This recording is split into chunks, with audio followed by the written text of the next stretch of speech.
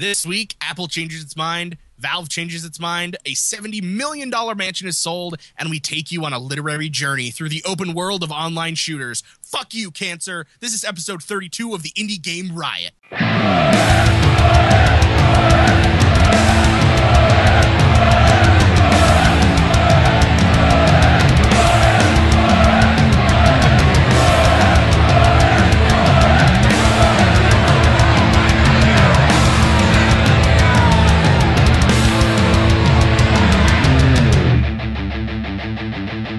Indie Game Riot!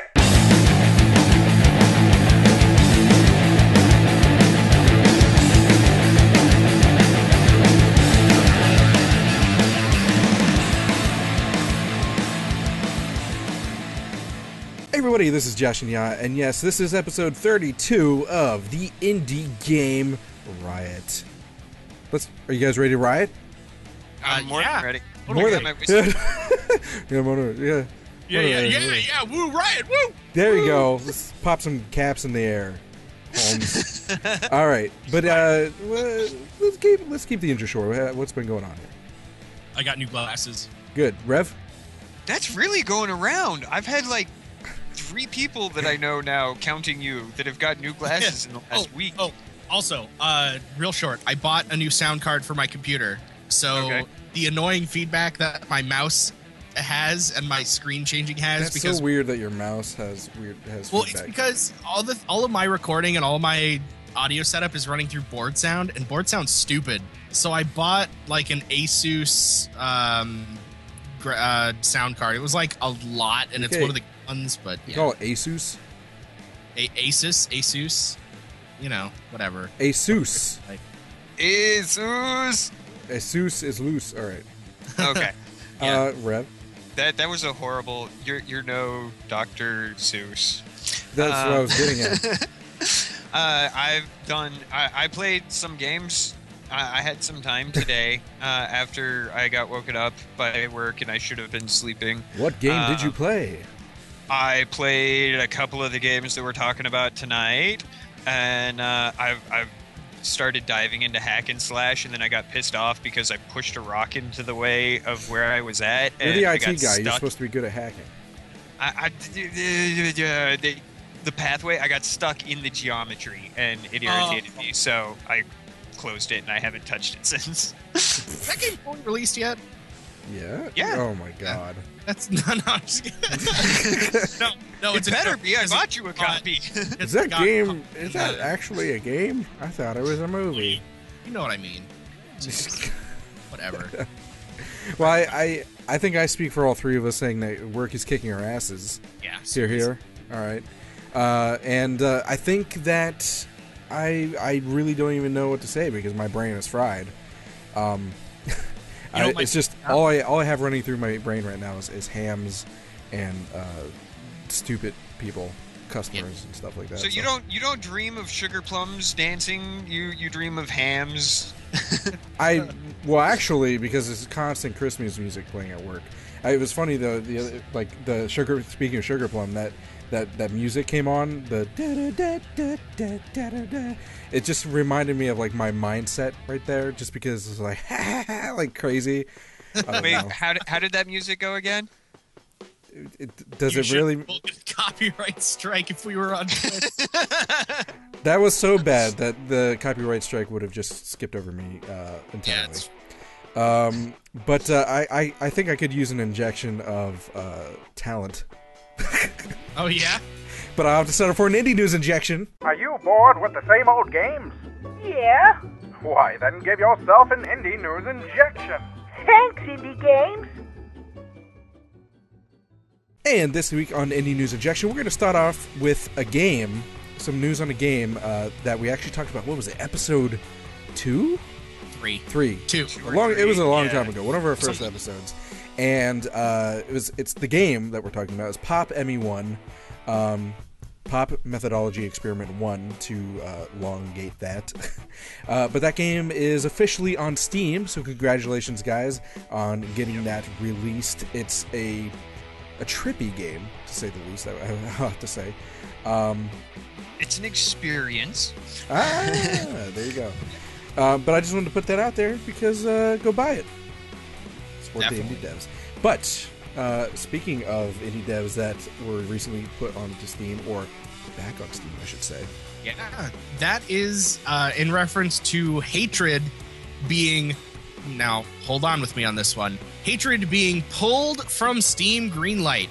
Yes, finally a game bad enough that it got pulled from Greenlight. Or you would think. Well, this is the wrong kind of bad we're talking about. Exactly. Yeah. So, Hatred is a game where you kill people. Wow, killing people in games? Yeah, no. It's pretty brutal. It's almost what was that really bad one that got pulled when it came out? What? There was a bad one PS2 era that was on shelves for like 2 days. Manhunt, that's what it is. Was it? It's it's sort of like Manhunt. Maybe a little bit. Well, I mean, isn't Manhunt... I remember Manhunt coming out, and that was like a big thing because you're just brutally murdering people as much as you can. Yeah, and this is basically brutally murdering people. And they, one day, just got off Greenlight. It disappeared. And people were like, what's going on? You can buy Postal, which is literally... and arrest somebody, set them on fire, and then pee on them. In Postal's defense, it's comedic satire with violent tendency. Yeah, it has Gary Coleman in it. Come on, exactly. Hatred is just pure just pure violence. Yeah, but there is good news to this story. Because as tasteful or distasteful you might think that this game is, or however much you would want to play this game or not play opinions the game, aside, it is back on Steam because they... Oh, someone linked the guy.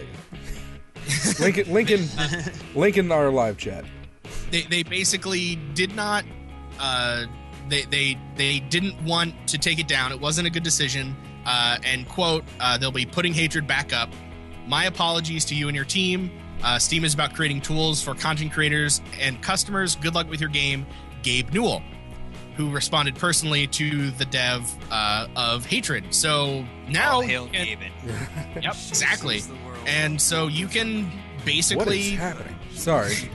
Now everyone's going to hear... Yeah, something's playing again because everyone wants to put fucking... I hate automatic...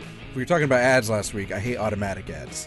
Oh yeah, automatic. Anyway, block. Sorry about that, guys. But yeah, so if you are a tasteless, wanting to kill people in a game, Hatred, you might want to check it out on Steam because you can now.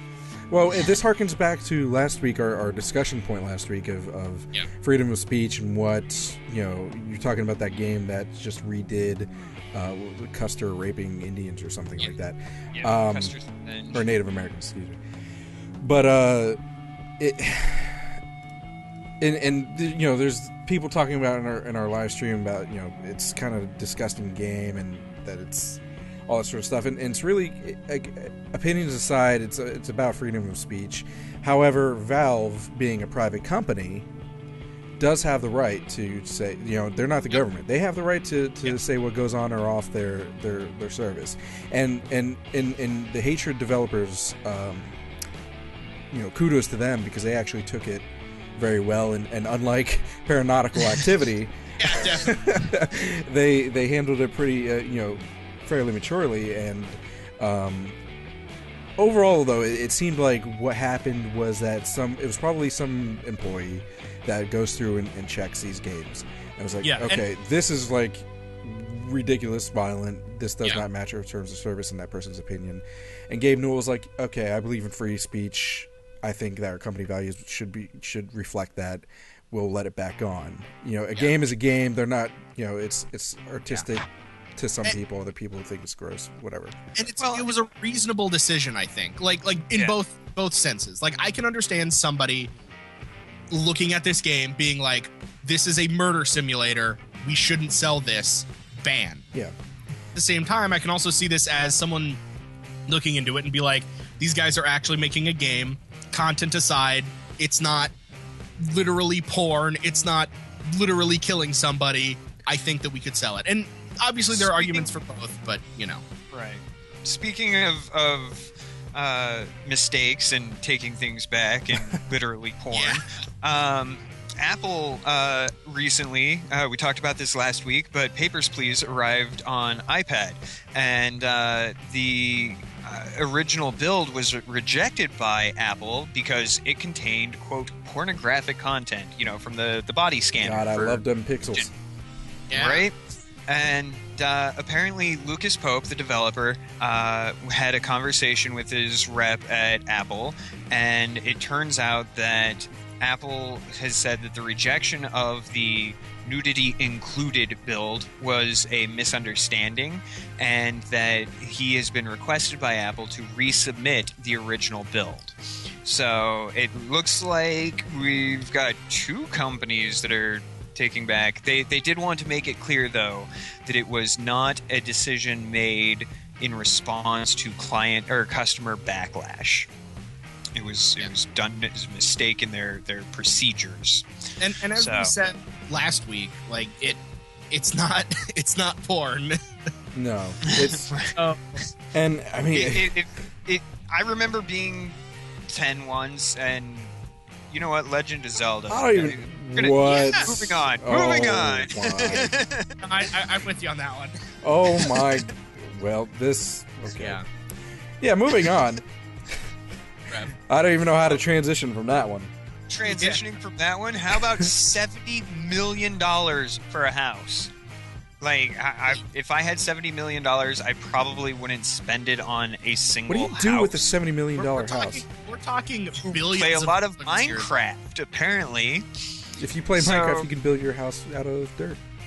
Well, Notch, developer of Minecraft, was apparently in a bit of an auction bid scenario with rapper persona Jay-Z and other fake musician persona Beyonce, and he beat their bids and spent $70 million on a mansion. And I want to go drive by. Just to be like, it's over in Beverly Hills, California, so it's not too far from me. But is Notch really that rich, though, that he's paying for a $70 million mansion? Didn't he just sell Minecraft for fuck tons? Well, between him and the other people, but I mean that's a large chunk out of his. No, but think about it.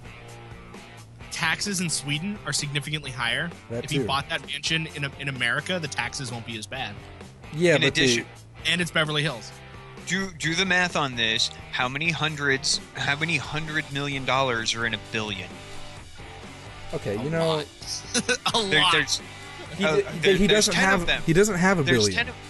But Microsoft he had hundreds of millions of dollars before Microsoft paid $2.5 trillion for Minecraft. Just saying, it got split up. He had to pay taxes in Sweden still because that's income. But it's so much. That's still so much money. That is an unfathomable. I'm just saying what is he doing with $70 million? It's fully furnished, including artwork and an 18-foot onyx dining room. And apparently, there were cases of Dom Perignon that were considered part of the deal. It's also circa 1914. What? It's also the highest price ever paid for a house in Beverly Hills. What is Notch doing? When I think of Notch too, I mean, not that he's a shut-in, but when you think of, when I think of Notch, he's not that kind of person all flashy from what I've seen and read and whatever. It's just kind of surprising to me. When I heard about this, I'm just like, if I had that much money, I'd do that. And I thought to myself, and was like, I'd probably spend on a boat. On a boat? On a boat? I'm on a boat, mother. No, seriously, that's just sort of where my interests lie. I'd probably buy a bunch of houses because, when you're that rich, you don't have to worry about investments. I'm good with a $500,000 house and then buying maybe some houses for relatives and or something like that. But that's I'm okay with the $10,000 car. We'll leave it at that. Well, you know who doesn't have a place to live? Well, actually, they do. They have a place to live free of charge. Jail. New developments in the Slender stabbings. We talked about this a few weeks ago. Where there were two girls who basically lured their friend. and also, tried to coerce her into the woods over the course of a few months, and then stabbed her 19 times. The girl survived, and these two girls are awaiting trial. And recently, the judge has deemed them competent to stand trial as adults. Their attorneys are still trying to get them tried as minors, but that hasn't happened yet. I would not go with the minor stance. I would go with the crazy bitches stance. Well, I would actually go with the minors because they are 13 years old. 14. Yeah, they were 12 when it happened. Well, they straight out. But that's conspiracy to commit murder and attempted murder and like a lot of other stuff. So I mean, I'm just saying this case in particular, I would go with the craziness because they're like, this is a fake. I don't know. I guess it's Slender Man. He's not real. What the fuck? Yeah, that's what I mean. Like, they're saying this guy's like, they want to be his friend, or they want him to have what did they say? They wanted to the way the article puts it convinced the only way to get in his good graces was to kill somebody, was their view on the whole situation. Ugh. Yeah, they're nuts. But they're competent to stand trial, so they're going to be standing trial. You can think about that what you will, but someone almost died. Yep. Go to jail. That's all I care about. I don't care that they're kids. But anyway, speaking of kids and that you should care about, this one's... Well, it's not... Speaking of kids that you should care about. Yeah, Josh's kids. Well, yeah, but laughing aside, this story is actually kind of hard for me to talk about, to be honest. Just as a parent. Right. But if you haven't heard, there's an indie game that was recently funded on Kickstarter called That Dragon Cancer. And basically, the game was created as a memorial for Joel Green, who was a 5-year-old boy who had cancer, and he died back in March of 2014. While he was fighting the cancer, his dad, who's a game developer, decided to create a game to memorialize his son and to kind of have a way to remember him that also spreads a message of hope and love and everything like that, and just positive attitudes towards life in general. The game was looking for $85,000 and ended up gaining back with $104,491. So it is actually going to get made. What really got me when I was actually looking at the story, as far as emotionally goes, was actually seeing the gameplay footage. It's just, I can't even, like, it looks like memory is pulled straight out of their heads, and I can't even like imagine the feeling that the parents went through as they were dealing with this issue with Joel. But well,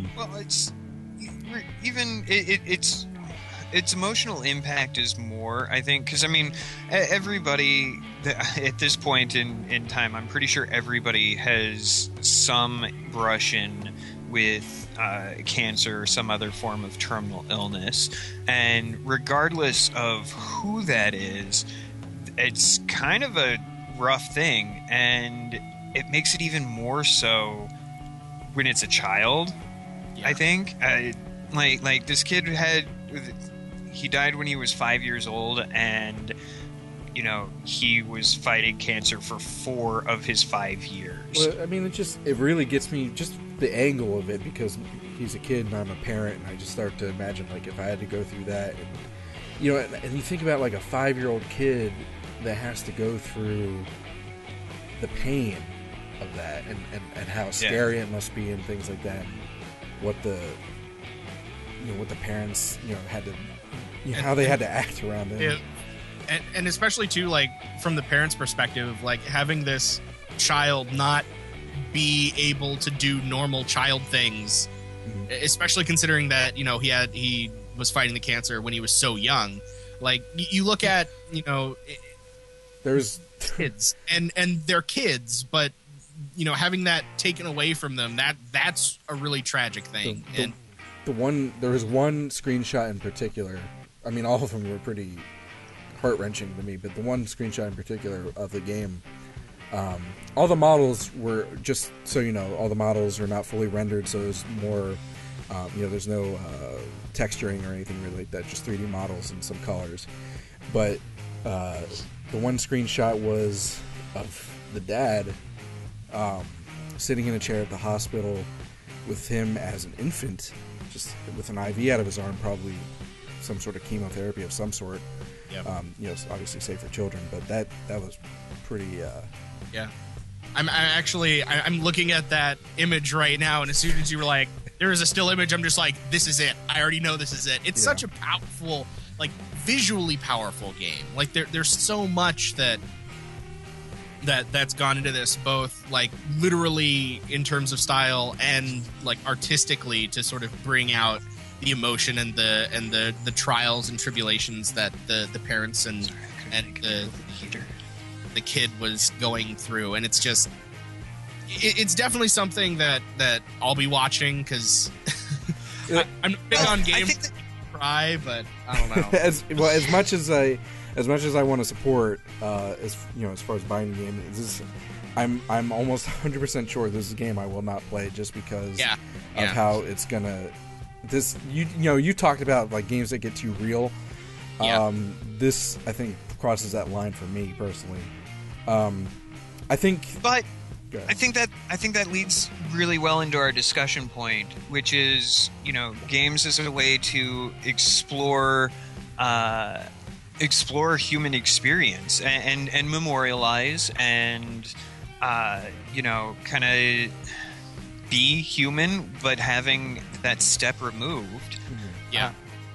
I don't know for you personally, Josh. I don't know. I think this game is going to be a very powerful thing for me to experience, and I'm willing to do that because for me it's a way to kind of go through that experience without actually going through that experience. Right. And I know that's kind of fake philosophically deep, but it's that one step removal from the actual happening. Well, it's like, I think it's like watching a horror movie. You know what I mean? You get the experience of being scared without actually getting yourself put in danger. And that's sort I don't watch horror. You know what I mean?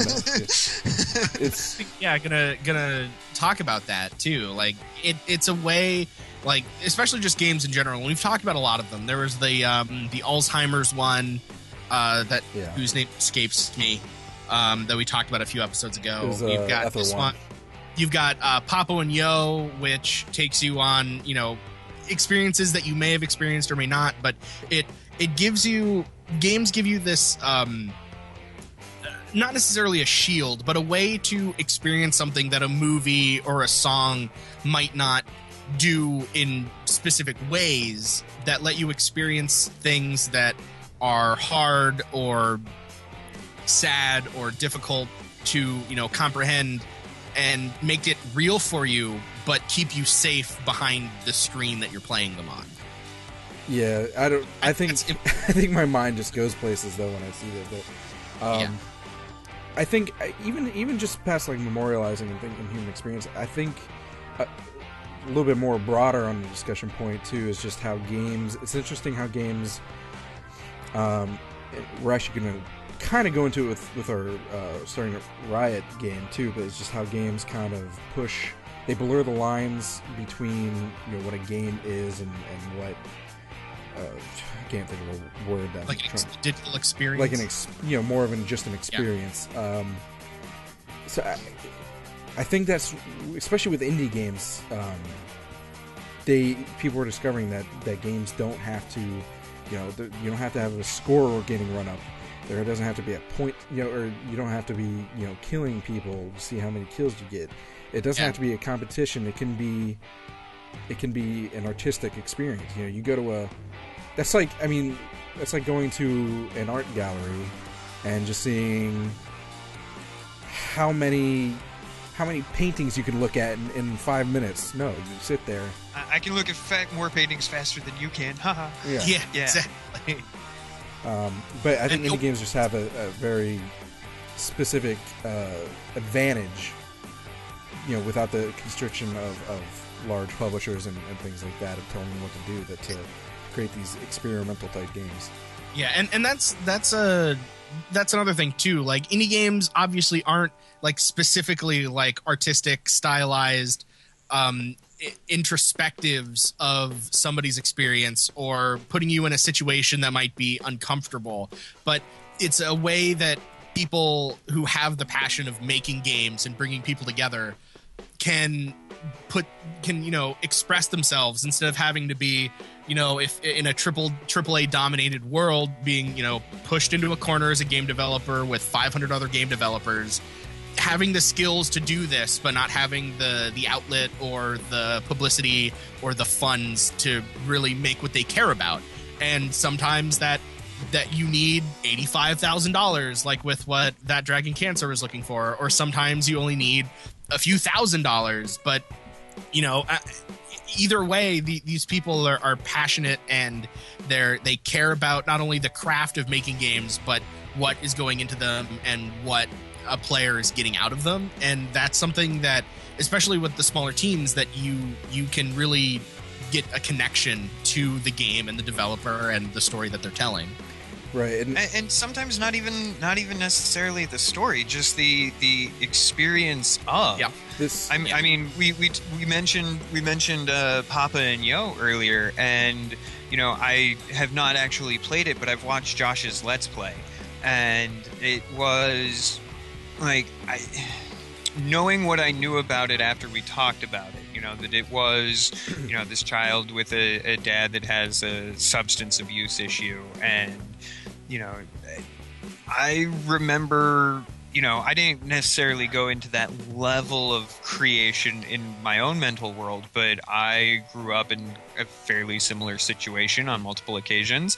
And, that was kind of a thing. I had imaginary friends. And so, even if somebody doesn't have the direct experience, it still can incite that. Yes, and I think it opens a world that they may not have understood before. Yeah. So, I personally don't know what substance abuse is really like. It can be a lot of fun until it's not. And that, well, and I mean, in that game, and I actually got a little blindsided by that game. I kind of had a, okay, something has to do with addiction, but the ending of that game, if you watch the whole Let's Play, the ending of that game really was like, oh crap, like I was not expecting that kind of hit to my soul. Yeah. Also, in talking about, the Dragon Cancer actually reminds me a lot of the Novelist as far as the kind of game that it is. It's very much the Dragon Cancer is actually, I guess they classify it as point and click. But you're unlocking memories and unlocking dialogue and things like that, very much like the Novelist did.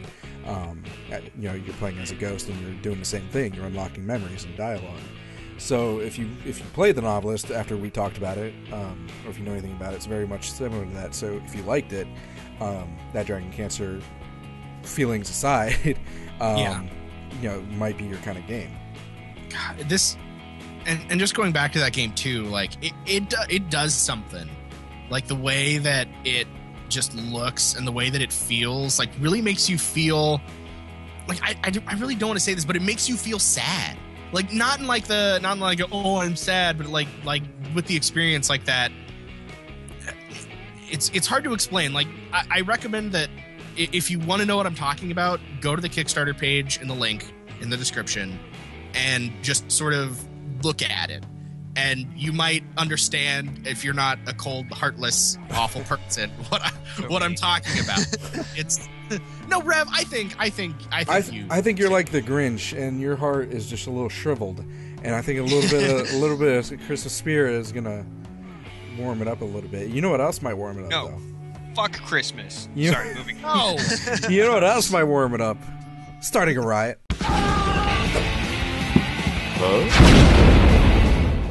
This week on Starting the Riot, we have a game called Elegy of a Dead World.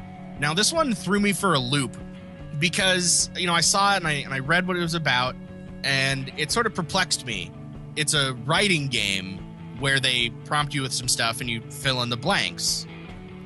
And that sort of scared me a little bit because sometimes my spelling isn't very good. You don't, just to clarify too, you can fill in the blanks because they have blanks there. Just delete everything. Yeah, you can rewrite the entire thing.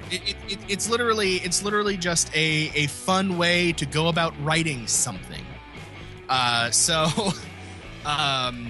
You start up the game and you're flying around and as your guy, and you can go into different planets, and you will pop into that planet.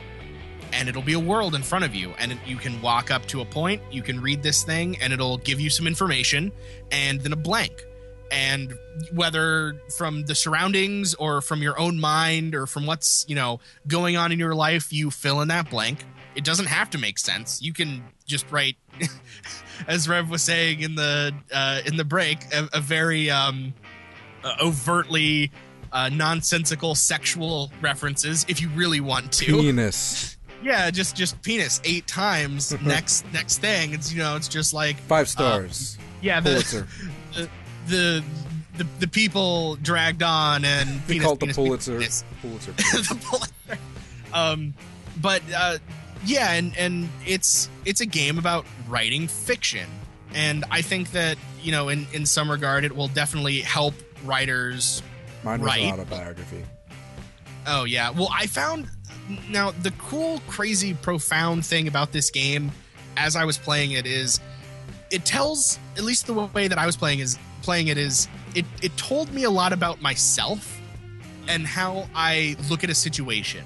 So, not only as a writer, but as like what's actually going on in my mind. So I was walking around, I think the first level, which is called... It's not really a first level, because like... Yeah, when you first pop into the game, there's 3, I guess they call them portals to different worlds. Yeah. And it's not like 1, 2, 3, it's just there. Byron's World? That might have been the one I went to. That's the writing prompt that you used. Yeah, Byron's writing prompt with the, whatever it was. But I start writing this, and I'm sort of like projecting what, you project what you think these people would have gone through. And, by looking back into your mind and sort of feeling like maybe how you would have either written this or experienced the situations that are going on or in the sort of stuck, frozen world that you're, moving through. I feel like it just not necessarily like told me like definite finite things about myself. It's like, oh, this passage means that I'm a sadist. No, it just sort of like makes you think more about like yourself. See, and I played through, I think it was Shelley's World, it wasn't. It was the Frozen one. So we all did the same one, I think. Yeah, we all did the same one. I started on Shelley's World later, but for whatever the writing prompt, because they do have the freestyle or the freeform writing with no prompts, and then they do have the prompts, and whatever reason it was, the prompt that I had, I found myself working through.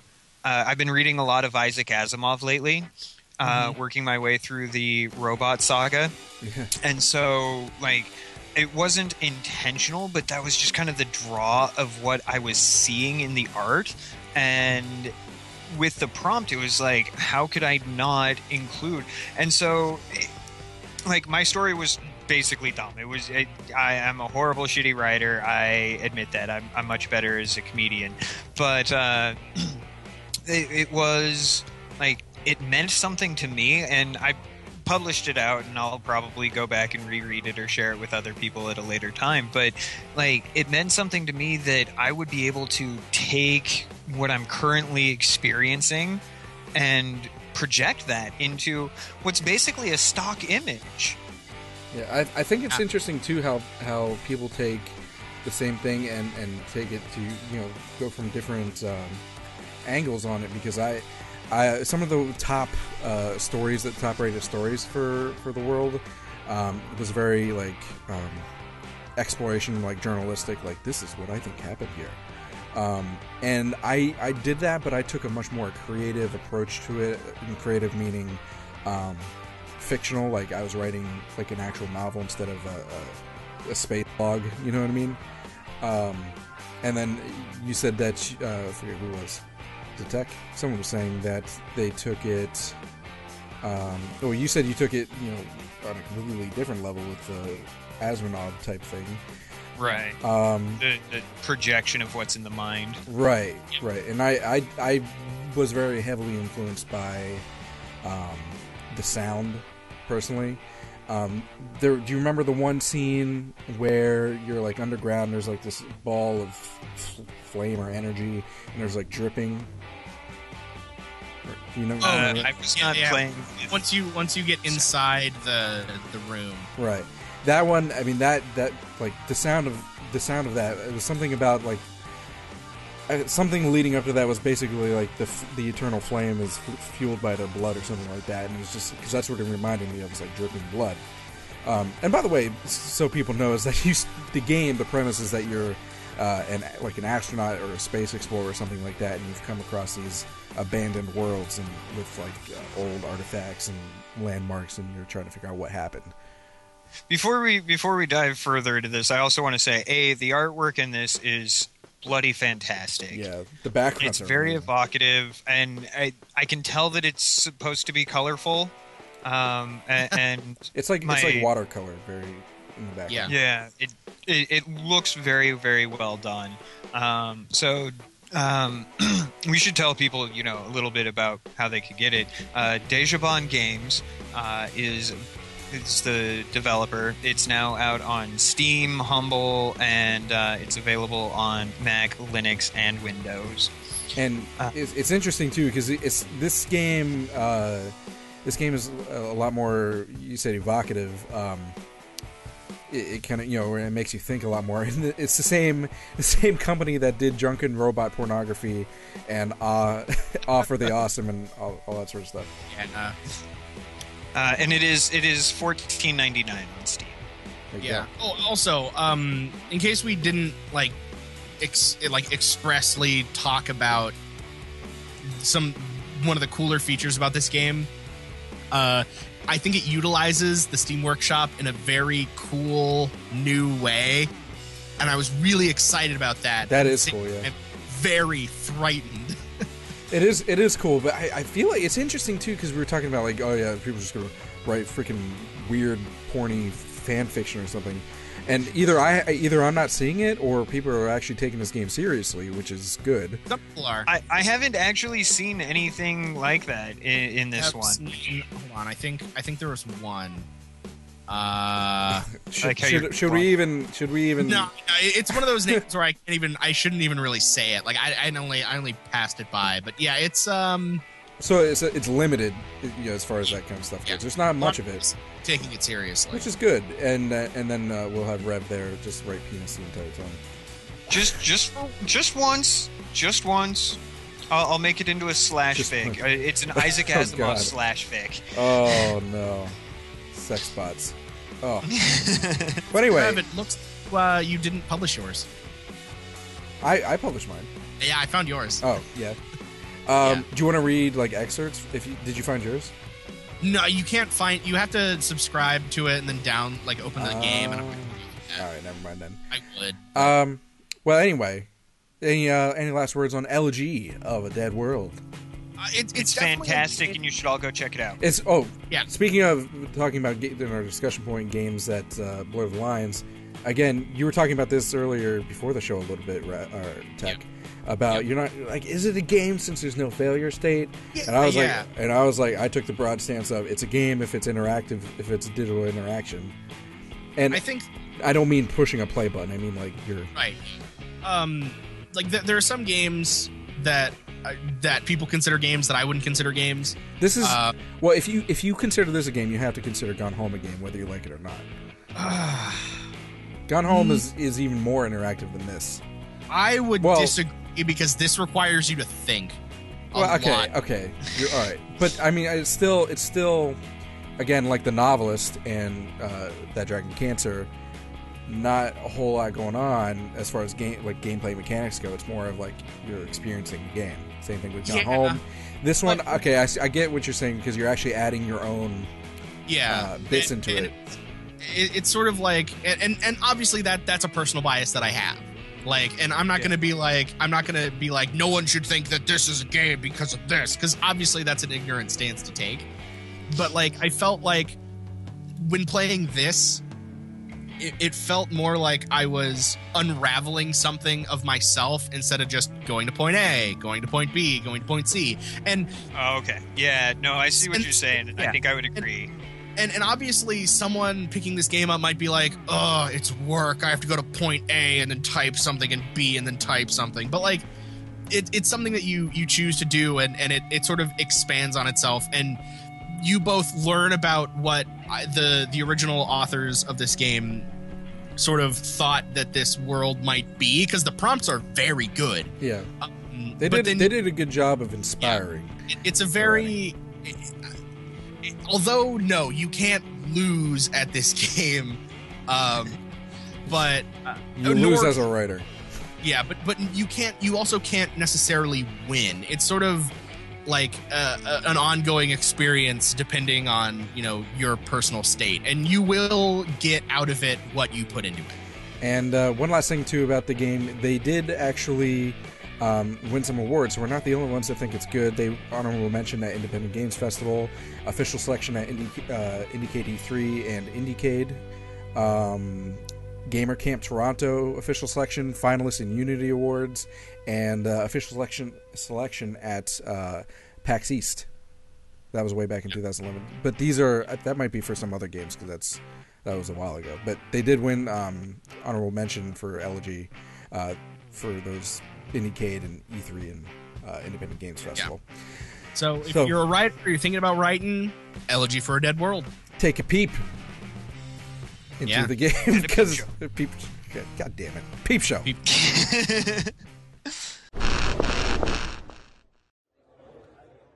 Please give all your attention to Early Access.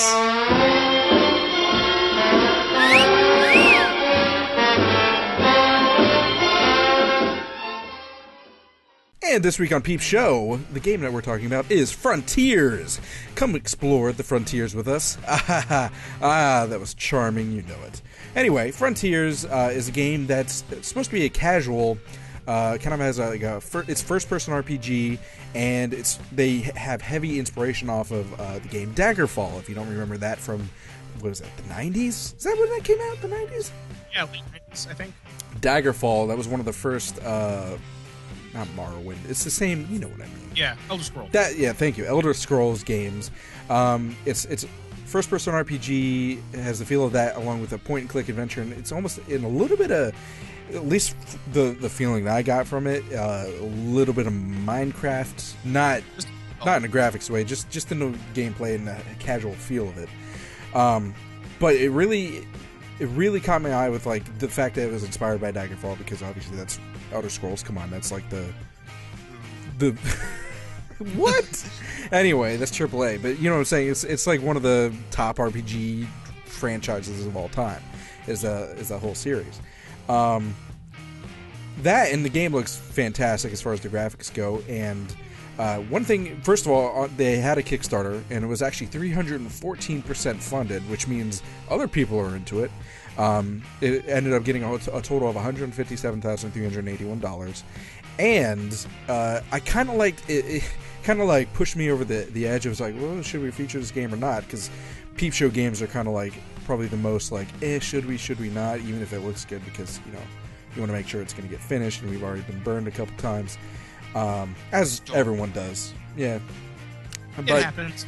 It impresses me when a developer is able to say, "Look, don't give me your money yet unless you know what you're getting into."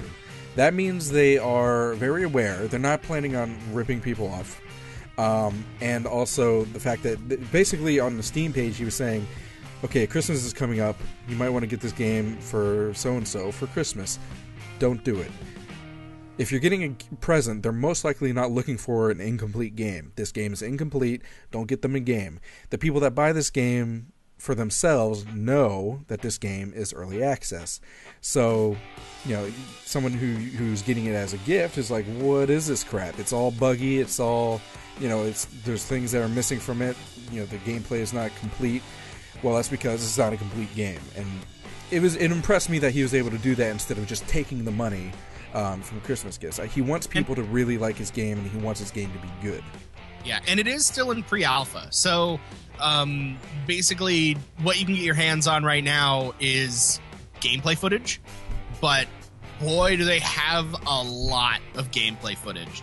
Like, we're talking usually, like, and this is just personally on the Steam page, like specifically the Steam page, where you have normally on a Steam page you have like the video trailer and a bunch of screenshots of the game. This has like 4 like 7-minute long videos just of the gameplay, and then you have the trailer, you have some of the music that you can stream, and then you have a bunch of awesome pictures. And like just on a Steam side thing for a game that's pre-alpha, that this guy is like, hey guy, what's going on? Is this for you? Like, we don't know. There's a lot of information on this game that they're putting out. You can obviously tell that this game has a direction that it's going, and especially for a Greenlight game that you can't even pick up and play yet, like, that's a really promising thing. And this well, go I ahead. thought it was playable at this point. It is playable. How does that even go? Oh, okay. Well, maybe people have. You can buy it on Steam, dude. It's really? Yeah, it's $14.99. Oh, that's why we're doing this. Greenlight page. I'm sorry. No, it was greenlit, and now it's on early access. This is why you guys need to give me the right links. Come on. What? I gave you the website. No. Oh, there's a buy button on the website. For anyone who's our local, all of their links go to the Greenlight page. All of the links on the website go to the Greenlight page. Well, okay, just because they don't upload. Check us out on the Steam store by clicking here. Yeah, it's on Steam for 14. It's on Steam for $14.99. $99. There you go. The publisher, developer, I should say, is AAD Productions, and it's gotten mostly, I think, like, other than like out of the 22 reviews, I only see 2 negative reviews on the out of all the reviews that's showing on the Steam page, and so people are liking it. And I mean, I'm always attracted to open world RPG type things. So this, I don't know, it's tickling my fancy a little bit. Yeah, it's well, the art style, as you said, it was I'm definitely getting an Elder Scrolls vibe from the art style, but I'm liking the. This is made by one dude, by the way. Yeah, pretty much. I'm liking the user interface. I'm liking their crafting system. That's where the Minecraft comes in for me. Yeah. Like this... I'm not a big fan of open worlds. I want to go explore this world. You want someone to hold your hand? The other cool thing, like, with a lot of the videos that they're showing, a lot of the secrets and the adventure part of this feels a lot more rewarding than a lot of other open world adventure games that I have played in the past, that it may or may not be trying to emulate in some way. Like, I saw some of the puzzles that you're doing and like some of the effects that's going on, or the way that you interact with the world. Like, oh, here's a flying jig thing. A flying jig. Yeah, well, I mean, what am I gonna?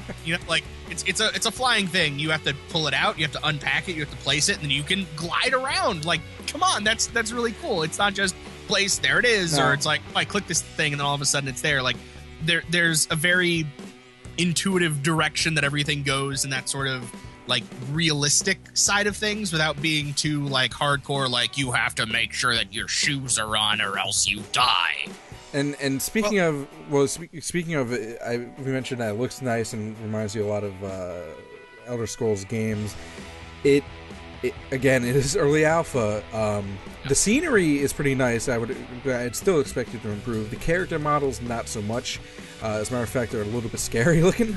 Sometimes some of them have like 10 feet long feet, I should say, and like faces are kind of twisted. But early alpha game, something that you should expect. And I would imagine, as much pride as this guy probably has for his game, I would imagine that would be polished. So just to preface the game, let you know where it is, where it sits. Yeah. Did I miss anything? It's Windows only. There it is. See, you beat me because Tech just kind of laughed at it. I was making the comment, you said, do you want somebody to hold your hand? And I said, yeah, would you? Because this thing features 4-player co-op. Oh, that's awesome. I didn't even know that. Okay, I'm buying it. Done. Buying it right now. Is the co-op implemented? Is that the question? It also I don't know if it's currently implemented, but it is definitely, it's on their world page, and they're going to be implementing Oculus Rift support. And we already know that Rev loves the Oculus. Yep. So it's Windows only, but definitely I'm not a fan of the open world, but I totally want to go explore it with you guys. Well, you being agoraphobic and everything. Right. Yeah. So this was developed by... We said that already. Did we? Yeah. Say his name? Did we actually say his name? Because it was originally one dude. So, you know what? You could get a free education there, Tekino. No, I can't. Yeah, that's true. Also, you, yeah. Free fun. Freedom isn't free. Get free. Free fries. Freedom fries. Free fun! And this week on Free Fun, we have an Armored Games game from our good friend Evil Dog Productions and Co. This game is called Choke Point, and I'm not a big fan of multiplayer games, or at least I don't like versus... people. Okay, it's true. I don't. But this is really impressive because it's a network integrated game that I'm assuming is built in Flash, possibly Unity, but it is a side-scrolling platformy combat game with an objective, at least the one that I played. And I was kicking ass too. I was at 485 before 16 people or 5 people, whatever. There were a lot of people. They all decided they were going to kill me. And it's a normal Tuesday. Right? Normal Tuesdays. So you can host battles, you can join battles, you can register an account with the website and integrate that way to save all of your stuff. At the moment I was playing it, which I think was before or after this most recent, there's 3 or 4 classes that you can pick from. They have different powers, like special abilities. The default class, you can jump off of walls, like you can wall jump. There's a class that can cloak. There's a class that gets a super powered overshield, and you just kind of run around, jump, grab various weapons. There was a kind of a sniper rifle. There's this super overpowered shotgun thing that blew me away in a single hit. There's a fun little machine gun, and there's swords. I spent most of my time running around. This game is great. Say again? The melee combat in this game is great. Yeah, it makes you feel badass when you land hits with the melee because you're jumping around, double jumping. I take advantage and of the double flash jump. Yeah, the flash jump is good. Yeah. And you're just whacking people over the head, and there's like, what's going on? As they're trying to shoot you with a machine gun. So I mean, a lot of people are like, oh, don't get the guns. You're saying like a shotgun is overpowered you a lot. I think it's balanced well enough that that it's not actually overpowering. You just suck. No, it's true. It also was that this person had just kind of jumped up as I was just finishing up combat and hadn't yet had time to move my mouse to the other side of the screen and just blew me away from behind. Your movements are fast enough to avoid getting manhandled by the actual weaponry.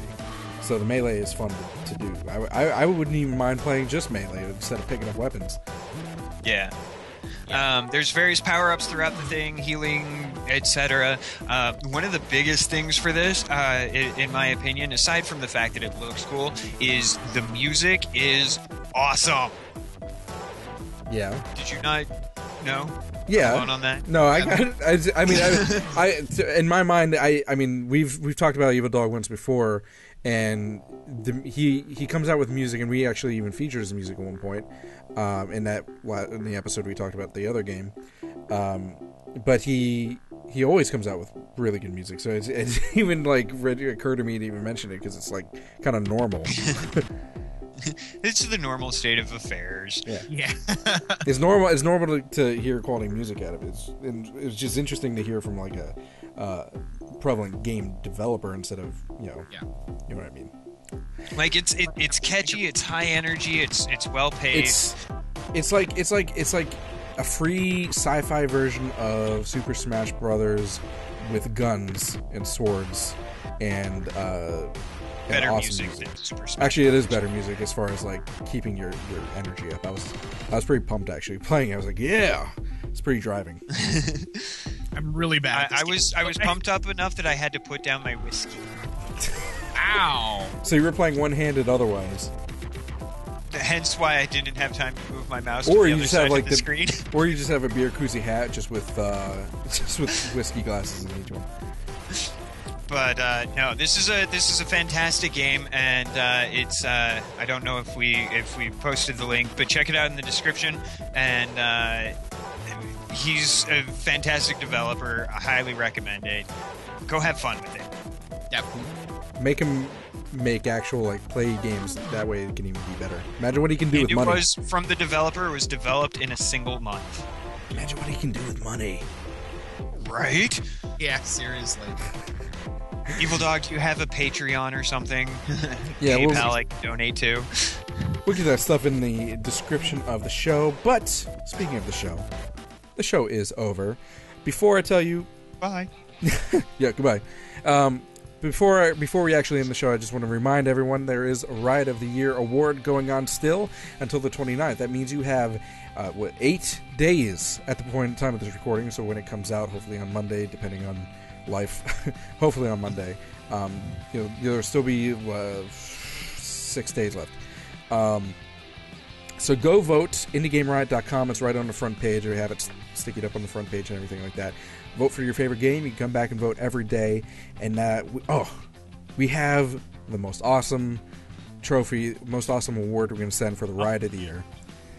And it was Rev's. So cool. It was Rev's idea, and he's probably going to fund it. So It's so cool. The winner of this game is getting an actual Riot Shield as an award. Yep. Yeah, okay. I thought you were going to go. Yeah, with that's we're Riot. It's going to be a Riot Shield with really cool engraving and painting on it. So awesome stuff. If you're an indie game dev like Evil Dog or any of the other indie devs that created the games in the show, or if you know someone who's involved in any way with creating indie games, have them contact us or contact us yourself to contact@indiegameriot.com because we could feature their stuff in the show. Yeah. Just a few more ways to check us out. We do have a live show every Friday at 9:30, barring scheduling conflicts, on hitbox.tv/JaShinYa. And some of the best ways to contact us, twitter.com. You can tweet us at IGR Podcast or facebook.com/IGR Podcast. And, of course, our website, IndieGameRiot.com, where you can email us at the contact@IndieGameRiot.com email address. Man, what a show. Yeah. Sleep deprivation. Seriously. We were weird. Yeah, things got a little weird, but okay. we came through and we're closer than ever. Sometimes indie games are weird. Sometimes Indie Game Riot is weird and people get uncomfortable, but they come back anyway because we're just full of love. They have love and fun. Lots of whiskey. Any last words, gentlemen? See you guys next time. Oh. Have a good one, folks. Toodles.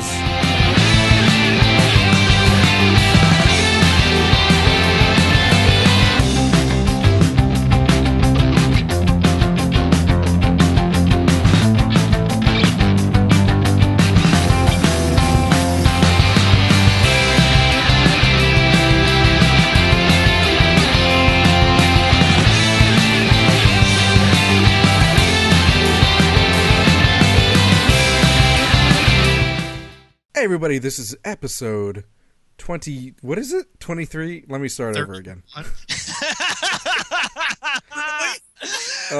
so I got the those numbers of you that mixed are up. Interested in knowing why? Shit. We're all operating on severe lack of sleep at the moment. Like Josh has been up for a long time and only had 2 hours of sleep.